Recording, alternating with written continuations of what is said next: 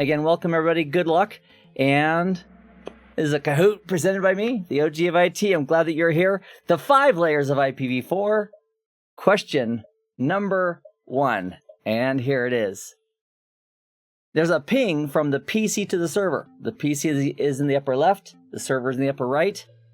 And all the switches, switch 1, 2, 3, and 4, they are all just layer 2 switches. No layer 3 in them at all, just layer 2.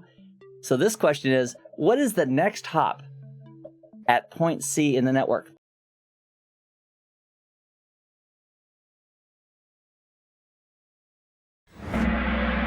All right, the R2E5 interface, and here's what I get to do when I look at these. I have to basically rethink those as well. So a ping from PC to server, what is the next hop at point, what's the point? 1 second. Oh, what is the next hop at point C? And so I'd say, well, where's point C? And by the way, the topology for all these questions is going to be identical. So you can not have to relearn it every time. So at point C, if we have traffic going this way, the next hop, that's referring to a layer 3, a routed interface. And that would be not switch 2, layer 2 switch, not switch 3. It would be R2's E5, which I hope is one of the answers. Let's take a quick peek. And sure enough, R2's E5 interface. Let's confirm that. Yeah. All right. So more to come. These questions are all going to be very similar to this in the sense of, with this topology, how does the TCP/IP protocol stack work at layer 2, at layer 3, at layer 4, and points beyond. All right, here we go. Question number 2. And this question is multiple select, so be sure to choose at least 2 answers or more if they're applicable before you submit your answer. All right, good luck, everybody.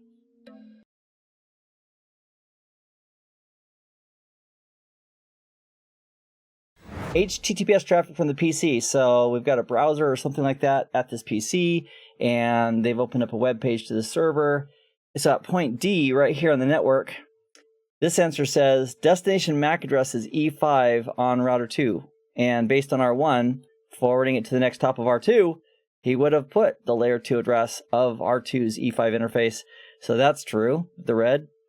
Yellow says source MAC is E4 on R1. And that would be the device sending it. So on that local VLAN right here, this local network, the source MAC address would be R1's E4 interface. The destination would be R2's E5 interface. And the source layer 3 IP address is E0 on the PC. So if this guy's address is 10.1.0.50, unless we're doing that, which we're not in this topology, that source address at layer 3 is going to remain the source address all the way till it hits the server. And the destination port is 443 because that is the well-known port for HTTPS services. And behind the scenes, it's very likely using TLS with version 1.2 or 1.3. But either way, HTTPS, the well-known destination port on the server, is TCP port 443. All right, more to come. Let me go ahead and take a look. Wow, did pretty darn good. My congratulations to everybody. You're a winner just for being here. Let's continue on. Elated Camel takes first place so far with 4,319 points, followed by Blue Chicken, Happy Eagle, Cheerful Raven, and Yellow Gazelle. Here's question 3. It is multiple select. Make sure you choose at least 2 or more answers before submitting. Which of the following have or are their own layer 4 protocols?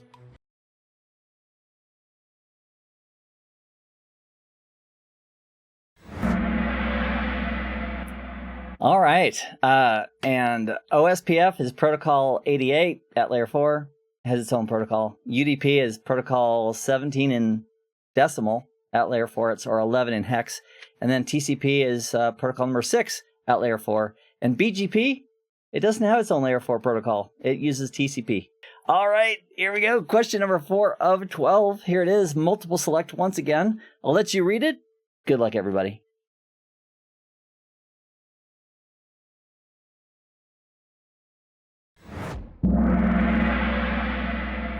All right, let's take a look at this graphic. A DNS query, let me bring out my pen. A DNS query, so that'd be UDP going to the well-known port of 53 for DNS. So a DNS query from the PC to the server, so we're going this direction. Which of the following are true at point H? So let's find H. I put those alphabetically here. So here's point H. And The correct answers are staring at me. They're hard not to address first. Let's do that first. Destination port is 53 at layer 4. Yep, it'd be a UDP port 53. That's definitely true. And the layer 4 protocol is UDP. Okay, that's definitely true. Why aren't these two true? Okay, source layer 2 address is the PC. And so if it gets routed, that packet, from this network segment here over to the next hop router of router 2 to its final network segment here, we have 3 different networks. We have networks like X, Y, and Z. And the layer 2 address at point H would be the source would be R2's E6 Ethernet interface, that layer 2 address. That would be the source for the layer 2 address. And the layer 2 source address is switch 4, which is, this switch is not modifying the layer 2 header information as far as the source or destination MACs. It's just making forwarding decisions. It's not swapping anything out.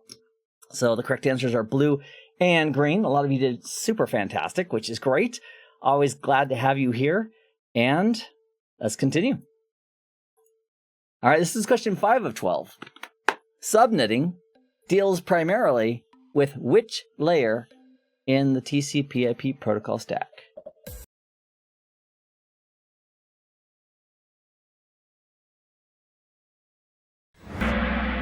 All right, that's, man, everybody nailed that one. Good job. Okay, moving on. Question 6 of 12. PC to server traffic going from left to right. What is used for the forwarding decision at point D, as in David? Good luck, everybody.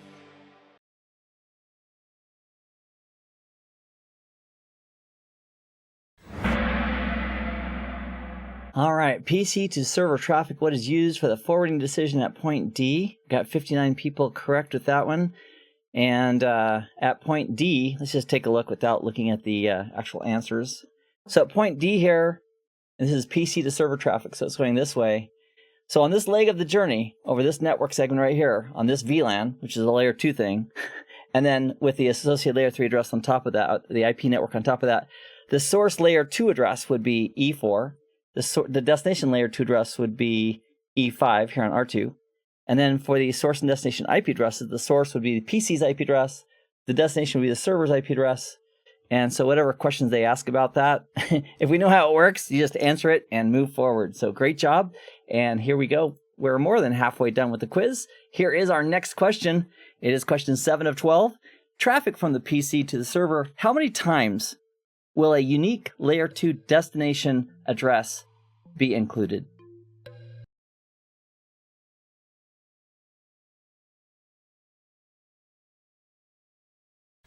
All right, I'm bringing up my graphic again here. And let me size it just a little bit.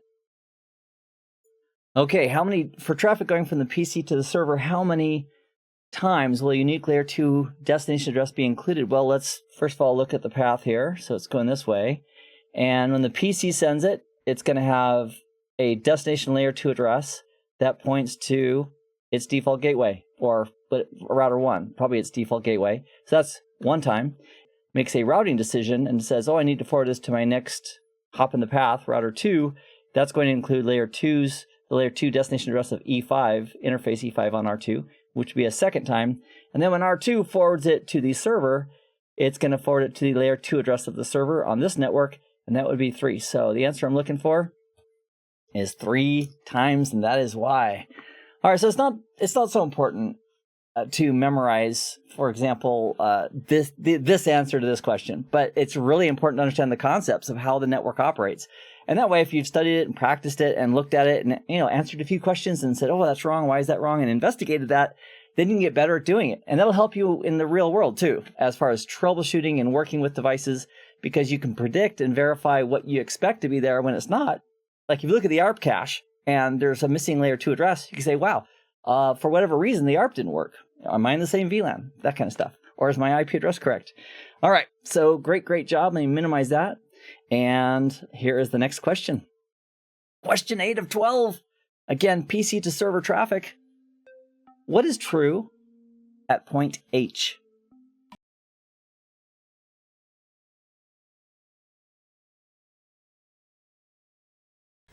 Okay, PC to server traffic, what is true at point H? Let me bring up the picture and let's talk about what is true and why it's true. The most important part of this. All right, so PC to server traffic, great, at point H right here. This says R2 learned the physical address of the server dynamically. That's a fancy way of saying R2, when it needed to deliver the frame at layer 2 to the layer 2 address of the server, because they're on the same local network, the same VLAN, it did an ARP. And that ARP request, that broadcast, was forwarded by the switch to all other ports and associated ports in that same VLAN, and server heard it and responded back, and that is exactly why yellow is true, that R2 learned the physical address of the server dynamically via the Address Resolution Protocol, or ARP. So let me see what else we got stuck on. We had quite a few people on red. R2 learned network address of server dynamically. No, it really did. There's just no, in this topology, there's no case for that happening. So to learn the IP address of something, we need name resolution. But for packets being forwarded, PC did the work there of name resolution. If it needed name resolution, it put the IP address, it found it, put the IP address, and then from a routing perspective, the router was just doing routing based on the IP address. No name resolution involved there at all.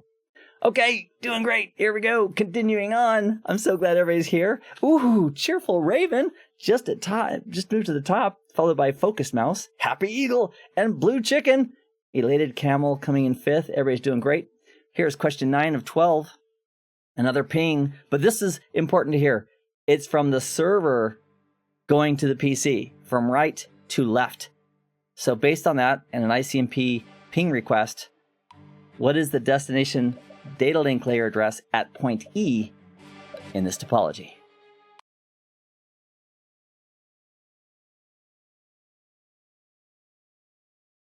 All right, nice work, everybody. So the ping from the server to the PC, what is the destination data link layer address at point E? Let's make sure we know where point E is right here. So the layer 2 address, okay. Oh, it's from the server to the PC. So the traffic is going this way. And the destination data link layer address at point E, that would be the next top router's layer 2 address. So it's R1, the E4 interface, which many of you got right. So proud of you. Way to go. And let's continue on. Here's the next question. Question 10 of 12. What is true about or as his friends call him, secure shell? Or some people just call it SSH. There's not much time on the clock, so good luck.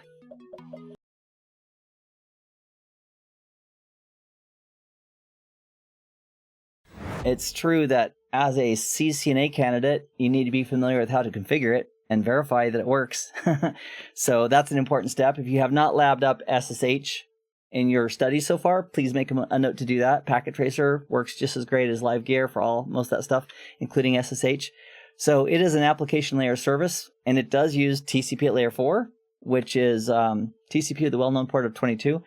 And the benefit of SSH is that it uses encryption. All right, we've got 2 more questions. Here they are. Why is SSH considered to be better than Telnet? Oh my gosh, the faster you answer this, the more points you get. Go, go, go.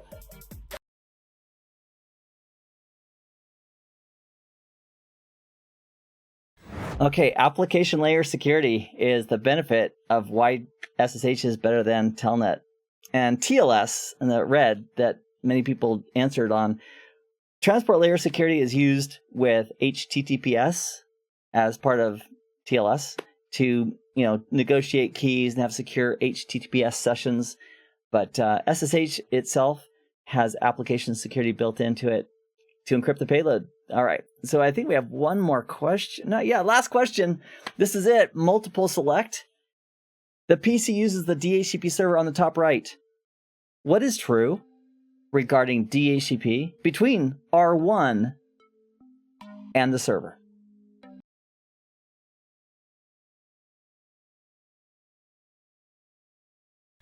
Okay, let's bring up the diagram one last time and confirm why the answers that are accurate are, or why they're true anyway.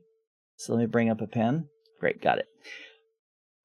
All right, PC uses the DHCP server. So the client is a DHCP client. I'm just going to logically step through this. So the client is going to go through this DORA process, which is the way I still remember how the 4 major packets in DHCP. So the client sends a discover, which is a broadcast. It's using UDP, and then hopefully somebody here on this network segment right here hears it, because broadcasts don't get routed or forwarded by a router. So what is true regarding DHCP between R1 and the server? If this PC is going to be successful at getting an IP address from this DHCP server, this interface right here, R1E3, would need IP helper enabled, or DHCP relay as his friends call him. So he would hear the request, the discover, the message, and then he would wrap that up as a unicast packet and ship it unicast up to the DHCP server that it's been trained to use with the IP helper function. And then the server would say, oh, where did that come from? It would identify the source network based on the relay. And then it would, if it has a pool of addresses appropriate for that network, it would then make an offer. So that's the offer coming back. And this is the middleman right here. So R1 feeds back the offer to the client. And then the client says, I'll take it with a request, which the DHCP relay forwards that to the server. And then the server finally finishes up with the final acknowledgement, which goes down to the relay and then back up to the client. And then that client has a beautiful IP address with all the options involved. So DHCP uses UDP. DHCP relay would need to be used if the DHCP server isn't local to this network over here. And DHCP traffic cannot be routed unless you have a DHCP relay, which by George takes DHCP traffic and routes it over to where it needs to go. And TCP is not used as part of DHCP. All right. Well, I'm curious to see how well we did. Now, one of the joys for me in doing this is that I get to have something structured every weekend. 10 o'clock on Discord, we have my office hour, and then every Sunday at 11, we have this quiz. And so I appreciated having a reason to shower and get up and, interact and provide some value. So I hope you're finding value out of this. If we click on next here, which I will right now, this is going to show us the podium. So let's give a moment of silence for the podium.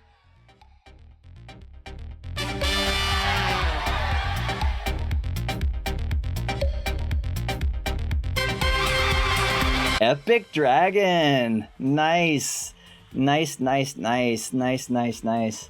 And also, Eddie, thank you very, very much for that super chat. That's so great. And for everybody who showed up to the office hour yesterday, it was great to have everybody there. So, wow, this is not bad, not bad. Overall, as a team, if all of us right now, this very moment, walked in and took the CCNA exam, well, there's 100 questions, so we might do better or worse depending on the topic. But for this quiz, as a group, we got 52% of the questions correct. And what do they call it? In the United States, we have a grade letter for that. I forget what it is. Maybe F? It's all good, though, because the purpose of this quiz, the reason I write all these is I want to help identify how the technology works, sneak in a couple tutorials along the way, almost for every question, to help explain and elaborate, and encourage you to keep on going. I mean, I remember the first time I learned any technology, really, it was like, I don't know what that is. Well, how's that work? And then I started learning it and becoming more familiar with it. And you want to know a secret that really helps me? I'm a trainer by trade, but what really helps anybody who wants to really learn something is teach it to somebody else.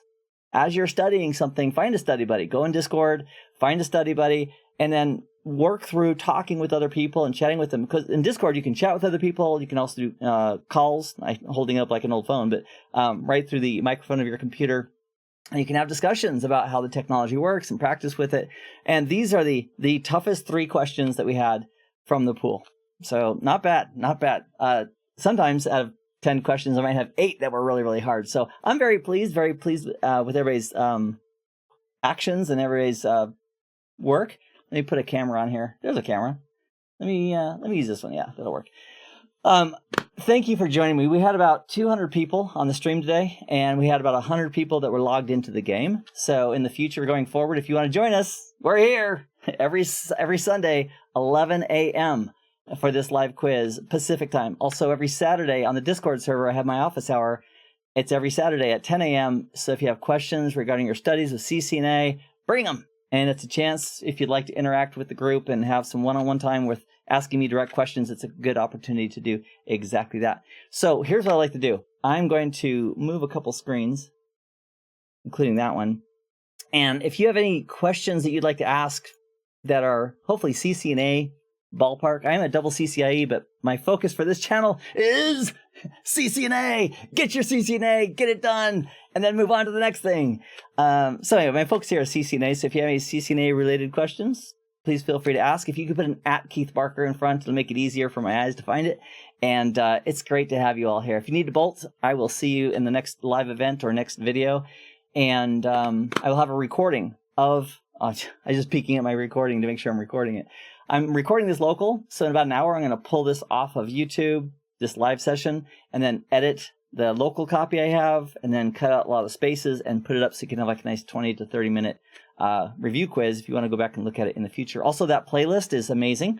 I've gotten tons and tons of feedback of how helpful it is. The quiz playlist here on my YouTube channel. And regarding CCNA content, I've been on YouTube since like 2009. But for CCNA content, I have like 100, 150, 160 new videos that are in the CCNA playlist here on YouTube. So it doesn't like follow the blueprint and cover every single point you ever need. So you still want a full course somewhere to study and practice. But I do have over 150 videos, a really good assortment of quiz questions, these quizzes, and I also have hands-on packet tracer labs, which are all free. So feel free to take advantage of those. All right, Mark is saying thank you to Keith and to Kelvin, and have a great weekend. Thank you, Mark. You too. Have a great one. And I look forward to seeing you in the next live event. Let me send you out with some music. Thanks, everybody.